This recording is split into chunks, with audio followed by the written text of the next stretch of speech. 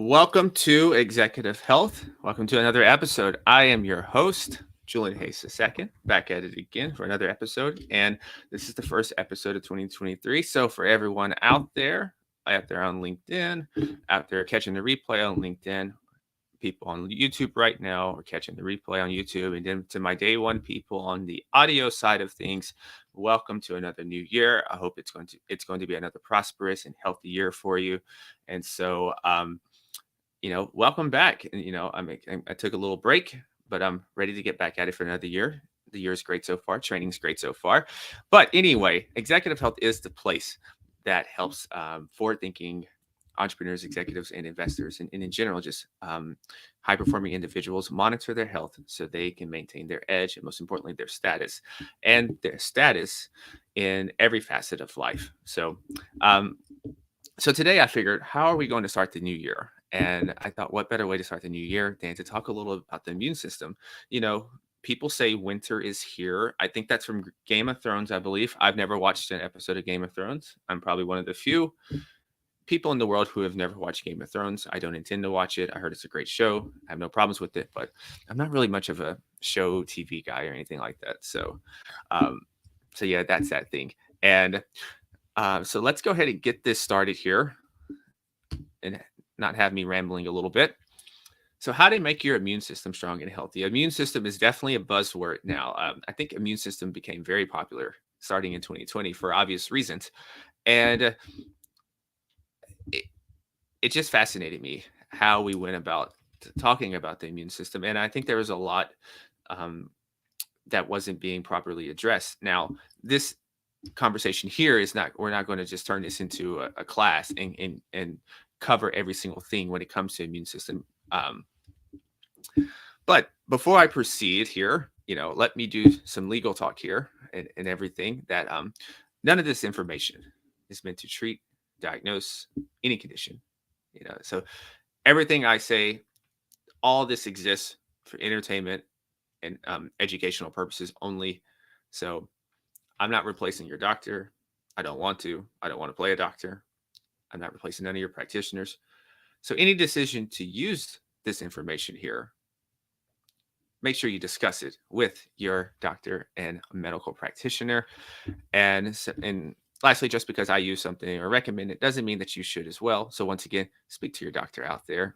He needs a visit. And actually, speak to your doctor more this year. Make that one of your resolutions. I know people love to make resolutions at this time of the year. So go do some visits more than just the one annual visit. That's very health 1.0 ish. Very health 1.0 ish. All right. So let me change this here so you can see it more. Have a nice ginger tea here to guide me. And so as we look at our immune system, this is the whole roadmap of our immune system here. So I'm going to give you a brief primer on how your immune system works, a very basic level. You'll be able to understand it, but also you'll be able to go explain it to someone else if you need to. Then I'm going to give you 6 simple areas to focus on as it comes to building optimal immune health. And then lastly, I'm going to share some vitamins and minerals, supplements that I use and that you maybe could consider for your basic foundational immunity stack. And I'll have much more on that as I proceed. So what is our immune system? So I like to think of an immune system as this great defense system. It's this thing that helps determine how resilient we are as a human being. A few weeks ago, I caught some kind of bug, very random. And I started to do the shivering thing, had a slight tinge of a fever, nauseated as well. And I was like, okay, this happens. And optimal health doesn't mean that you never get sick or that you don't feel off. But the key there is when I had this bug is that I bounced back within 24 hours. And so that's the whole thing here with health. And as we think about our health into this new year, think about the ability to bounce back. Think about your ability to bounce back much quicker. So whereas if normally sometimes you catch a cold or some kind of bug and it knocks you out for 3 weeks, maybe this time if you catch it, maybe it only knocks you out a week. And that's a positive sign. That may sound counterintuitive, but that's a positive sign, is that your human system is getting a little more resilient.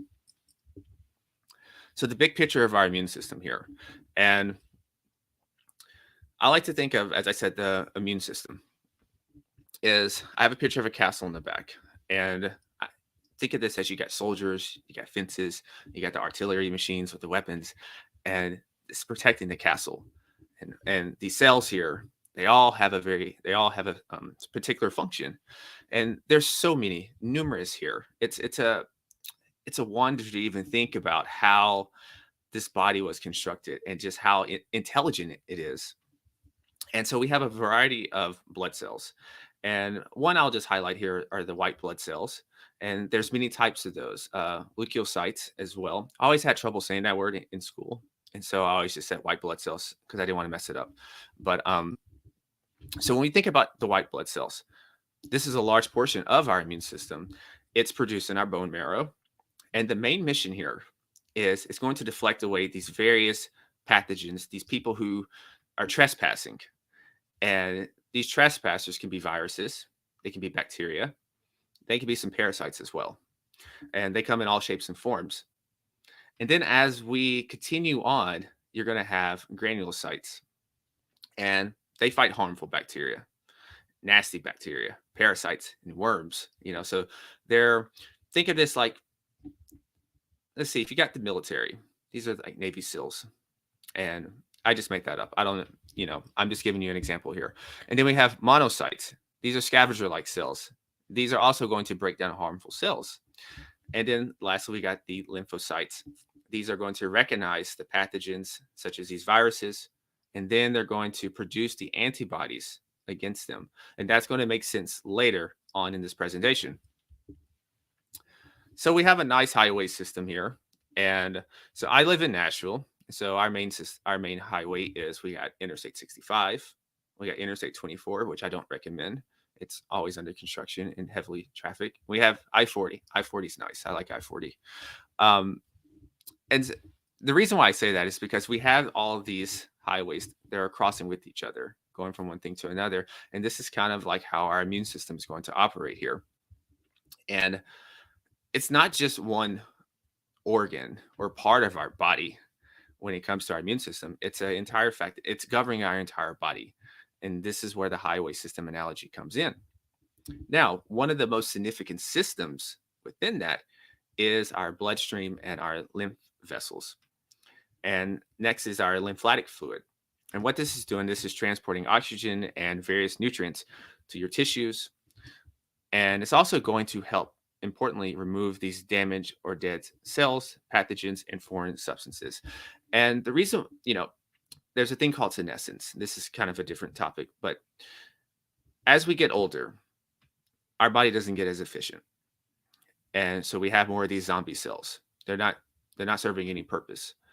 And this is one of the hallmarks of aging. And so that's why there's actually things that we try to work on now to get rid of those zombie cells and to keep, staying younger for longer. And lastly, there's many factors, as I stated again at the very beginning, to focus on when it comes to overall immunity. But for today's sake, I just want to cover the main two and what you can do. And that will be our innate and our adaptive immune system. I'm getting used to using this technology, StreamYard. Oh, welcome everyone. I have a couple of people on YouTube. Welcome, guys. Appreciate it. And so the first thing here is our innate defense system. Think about this. This is the thing you get from day one. You don't have to earn it or nothing. It's immediately given to you. It's a handout. It's already yours.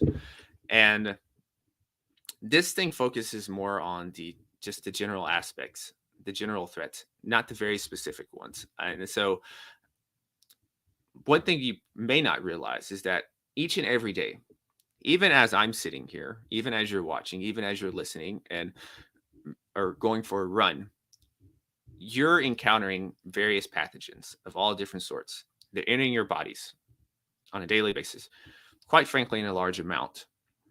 And the cool thing about this is that none of us typically notice none of these things going on. And one of those things is because of our skin. Our skin is a great protection barrier. The cells here prevents, once again, these various pathogens and foreign invaders from entering our bodies. But we also have the mucous membrane. We have this in our mouth, our throat, our nose, our GI, and it's all part of this system that is helping us to operate and to perform on a daily basis. And so the the reactions here in this immune system is going to be swift and it's going to peak quickly.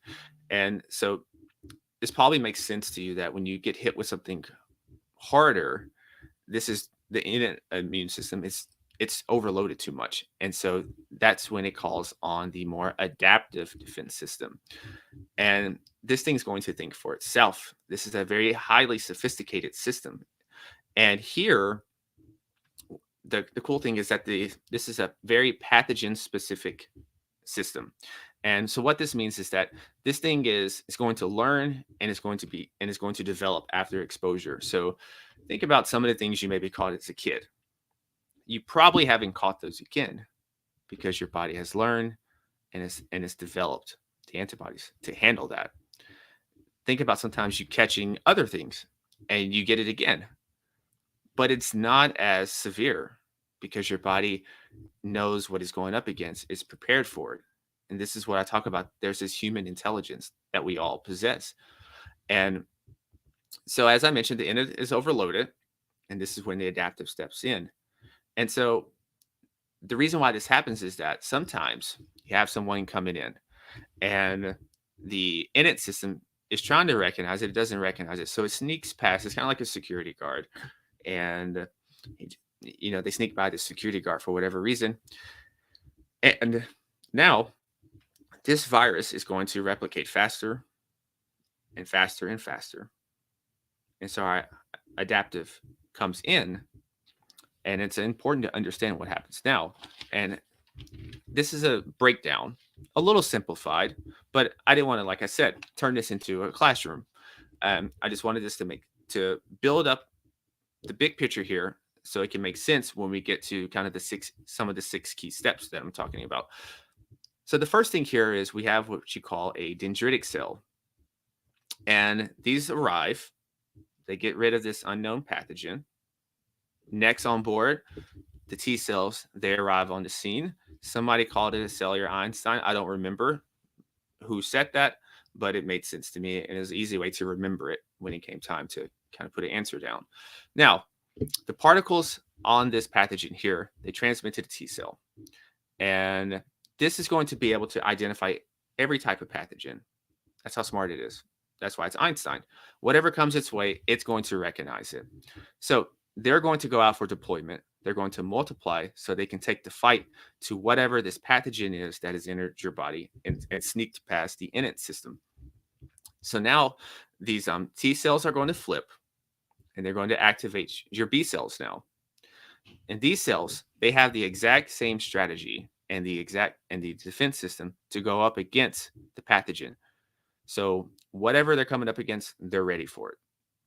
And these substances can also be known as the word that you have probably heard a lot over the last few years as your antibodies. And so these antibodies, they're throwing up an alley-oop now to these scavenger cells. So these antibodies, they're floating around. They're going to bond to the pathogen there, and they're going to mark it as a scavenger cell. And this is going to help get it out of your system quicker. And so think of this as you're setting the trash out, and the trash truck is coming. It knows exactly what to pick up and dump into the bin and move on. And so your system remembers what happened and is ready for it the next time. These B cells, they have great, tremendous memory. They don't forget. They remember the pathogen. If it returns later, as I mentioned, the body is much better prepared to handle it and produces the necessary antibodies much quicker. And this lessens the effects of the potential infection. So I just threw this in here because this is a word also that a lot of us have heard over the last few years is a cytokine storm. And this is the last piece of the world building here. So stay with me here. So think of this, when you hear a cytokine storm, this is an uncontrolled adaptive immune response. So the adaptive is getting out of control. It's overloaded. It's not doing what it's supposed to do. So, and these cytokines here, these are small proteins, and their purpose is to act as a signaling molecule between the cells within our bodies. So in a nutshell, just to simplify this again, they're basically communicators. They're communicators. And this becomes dangerous, though, when these tissues and these cells that aren't related to the virus here, they begin to get attacked. And that's why you have the cytokine storm and indicated in this picture here. So now I want to quickly go to the strategy here. And when I talk about the strategy, I've been talking about the innate, I've been talking about the adaptive, and it doesn't seem like there's a whole lot you can do there. But lifestyle plays a huge role when it comes to immunity. And the very first thing is obviously going to be your diet, the way you eat. Because if you think about this, the way you eat affects the way you think through your brain chemistry. It's obviously going to affect the way you feel. It's going to affect the way you look. And it's also going to affect the way that you show up to the world, show up in your family, show up, at a board meeting, show up as you're pitching to get some capital and raise capital. So these things have to be top of mind, that your diet very much influences every facet of your life. Now, nutritional deficiencies, they can weaken your human system. There's a lot of different ways that nutrient deficiencies can do this. Two that I will highlight is just through various amino acids, and one in particular is vitamin D. Now, these deficiencies here, what they're doing is they're going to create a compromised immune system, because these amino acids, they play a role in activating various and numerous immune cells within us. And this is going to help produce specific antibodies. So if you don't have those nutrients there, the necessary raw materials, then it's harder to produce the necessary amount of antibodies. And so that's also a reason why you can have a delayed response, and also why you can have someone who's just sicker longer, or just not feeling as well, or is just more susceptible to various things that they encounter inside this world. And the vitamin D deficiency was interesting here, is that this leads to the T cells remaining dormant. So if you remember, I talked about the T cells being activated and going out to do their specific job. Well, if we're deficient in vitamin D, these T cells have gotten lazy for all intents and purposes, and they're sleeping on the job, and they're not being as helpful with fighting off these serious infections. And this is where you can think about adding supplementation in to help fill in the remaining gaps, and to help fill in your unique biology, because genetics and the epigenetics is an important thing to keep in mind as you are developing an optimal nutritional regimen. And so the number two is to optimize your immune system, to optimize your immune cells. And as I mentioned, white blood cells, I talked about them, different categories of those white blood cells, but they only account for around 1% of our blood, which is fascinating. And when I talk about optimizing your immune cells, excess body fat is toxic. There's toxic in that. When the more body fat you have, it's toxic in there. And proper hydration to flush out these toxins is important. And one thing that you'll hear me say a lot this year, I'm going to repeat it, is to really take advantage of sauna bathing. If you have a sauna at your gym, to really take advantage of in there. There's so many good things that come from leveraging the sauna. And because it's a toxic world out here. I'm getting ready to have an interview in a few hours. And this is one of the things that we're talking about, is how toxic the world is, and various endocrine disruptors that get heavy metals that get in our body. And we have to find a way to get those out to the best of our ability and give our liver some help. Now, managed stress is another one, and I'll get into that a little more. And supplementation here can help as well. Another one that you've probably heard about over the last few years is going to be zinc. But keep your copper ratio in mind as you're thinking about the zinc here. But I'm going to once again add that toward the end of this presentation as well. But these are just a couple things to keep in mind when it comes to optimizing our immune cells.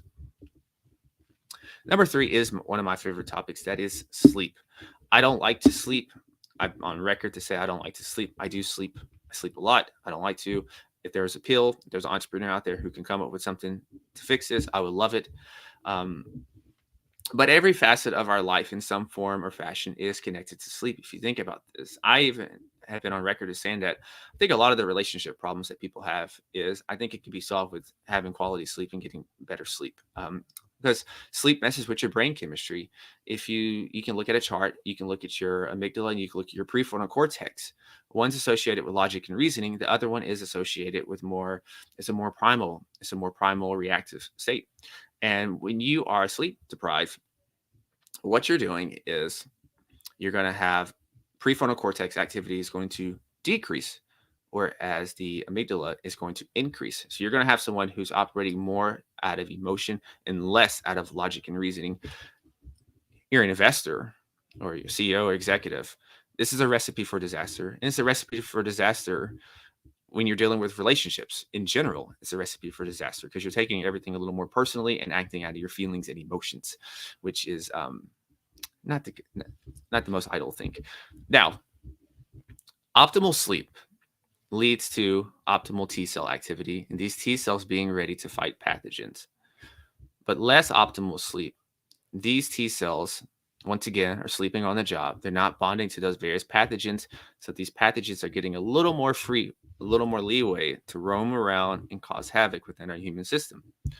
The last part here that I wanted you to keep in mind, because I get this a lot, and I understand this is one reason why I love technology and data, because data has no emotions. Data is just data. There's a lot of people who think that I feel fine sleeping 5 hours, 5.5, 6 hours a night. And there's a difference between existing and just getting through the day or thriving. And the human mind cannot accurately sense how sleep deprived we are. And the reason why is because our body can adjust. And our body doesn't know ideal. So whatever we give it, it's going to adjust and make the modifications that it needs to keep going on. But it doesn't mean that this is the optimal thriving habit and thing that you should be doing. So that's a very important thing to keep in mind. And this is why I love some sort of wearables or something like that. So you can see just the difference in the effects that getting optimal sleep, quality sleep, compared to getting less than optimal sleep has on you on just a given night. Excuse me. And so this chart here, I'm not going through this whole chart. And so, but the thing I wanted to just hammer home again is just how critical sleep is. These are all the things that sleep deprivation can play a part of. And one of the things you can highlight is let's talk about melatonin. So melatonin, we hear about that. We hear about it just mainly through sleep. But if you look at a lot of the protocols over the last few years for certain things that, I'm not going to talk about, but you know what I'm talking about. If you look at the protocols that a lot of these people have made in terms of helping yourself, you'll notice that melatonin is on there because it's a very powerful antioxidant. It's so much more than just something that's dealing with sleep. And one of the other things on here is the gut microbiota, sorry, and just gut health. And this is something that just came probably on my radar maybe a few months ago. And this is becoming one of the hallmarks of aging as well, is just this gut dysfunctioning. And another one that I like here is food intake and this metabolism adiposity. Basically, that's a fancy word of saying fat in the tissue. So, and with this here in this food intake, what you're looking at is when you're sleep deprived, it's harder to actually lose body fat. There's a University of Chicago study that I absolutely love to continually bring up.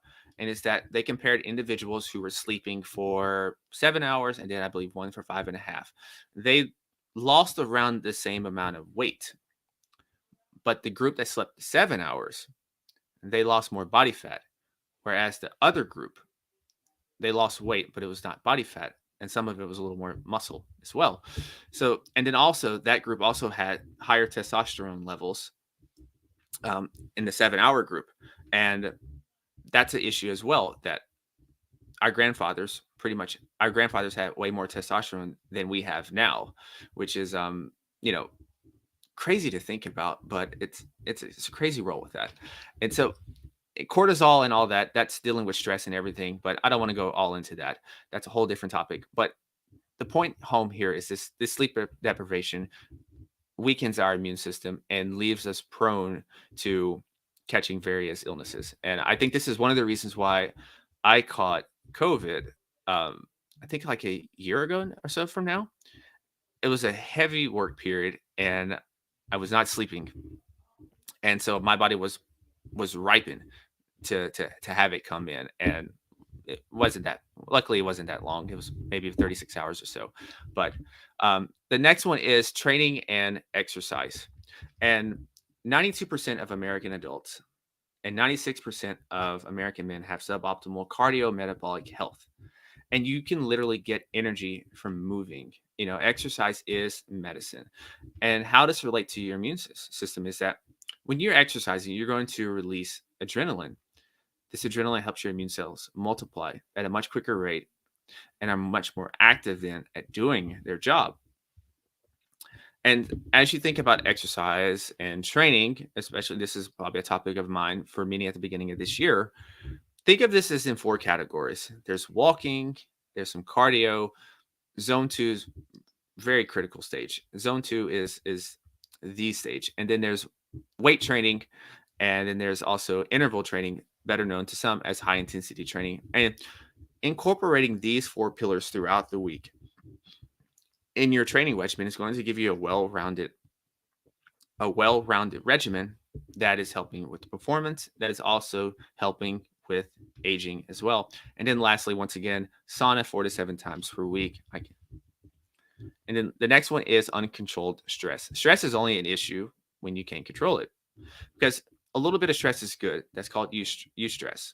It's only the problem when it's not mitigated appropriately. And this affects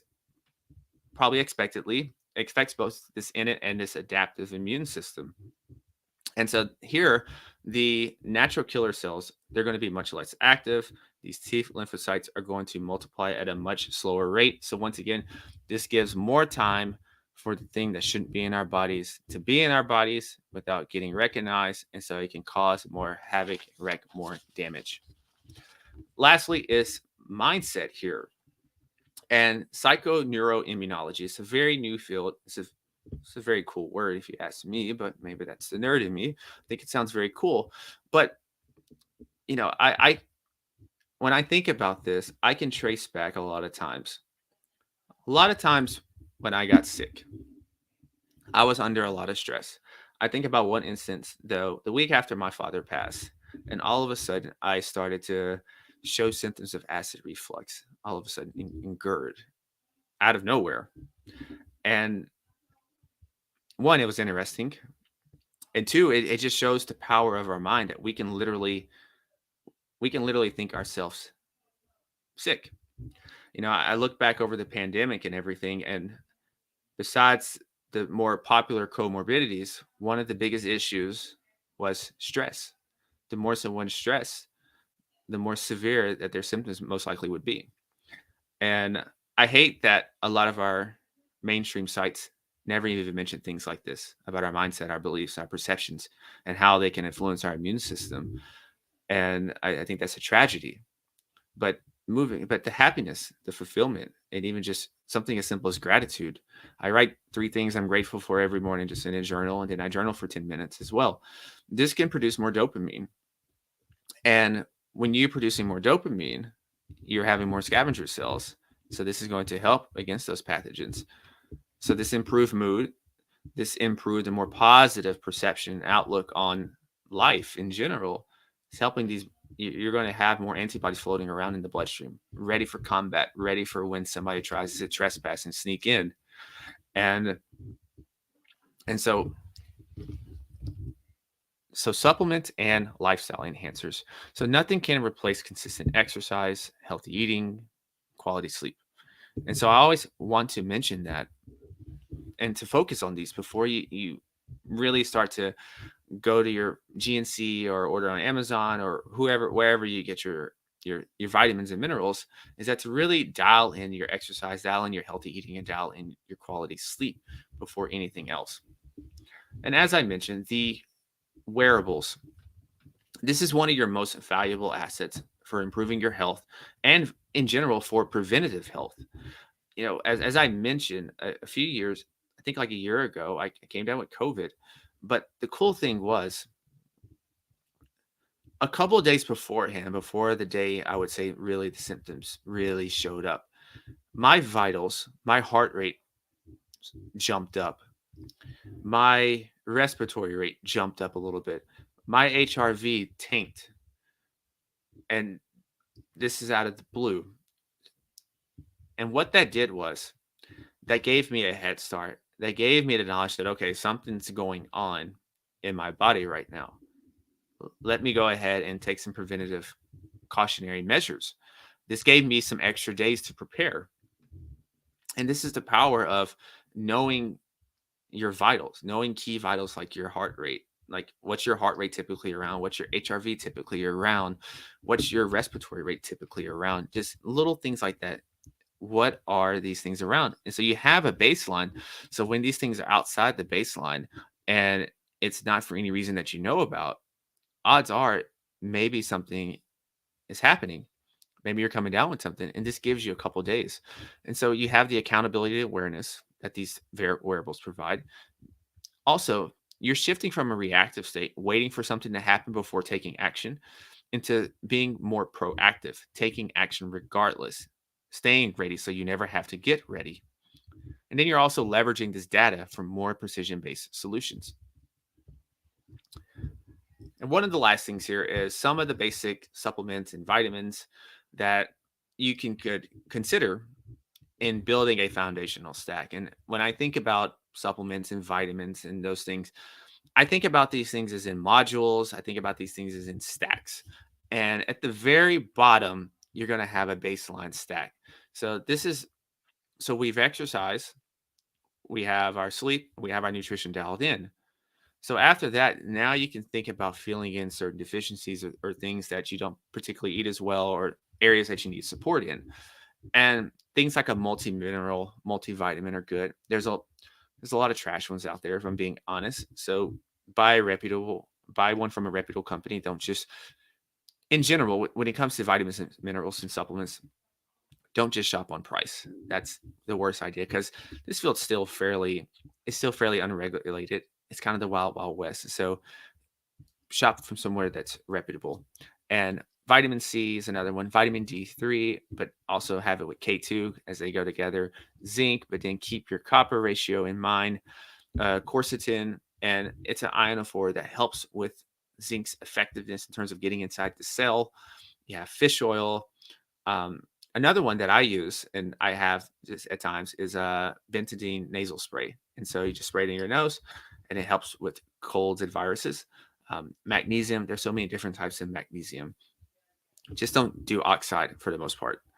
And NAC, creatine, I love creatine. It's a boring supplement, but it's something that I think has a spot in everyone's stack. Just 5 grams a day. Creatine is amazing. I think it's one of the most studied supplements at that. And a B complex and then a B12. I know there's shots out there you can do, or you can just do a sublingual as well. And other than that, that is it. Thank you so much for tuning in for another episode. Thank you so much for those who are watching live. Thank you so much for those who are watching the replay. And before you leave, um, uh, I just recently created a free executive health report that is detailing 17 simple actions that can help you slow down aging and optimize your performance. So you can get that at executivehealth.io/report. I will have that in the show notes. And any other questions, you can email me or just reach out to me on LinkedIn. And other than that, stay awesome, be limitless. And as always, go be the CEO of your health and your life. Peace.